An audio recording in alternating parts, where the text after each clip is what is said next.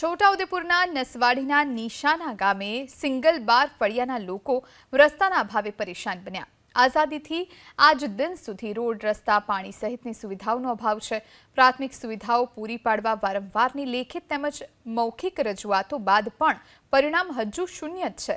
હાલ સિંગલ બાર ફળિયાના લોકો આજે પણ કાચા રસ્તે અવરજવર કરવા માટે મજબૂર બન્યા છે। આજે પણ લોકો જીવન જરૂરિયાત માટે કોતરોમાંથી પાણી ભરવા મજબૂર બન્યા છે। हाल तो ग्रामजनों जाते हाथ में त्रिकम पावड़ा और तगारा लईने श्रमदान करी रस्तो बनाववा मजबूर बन्या।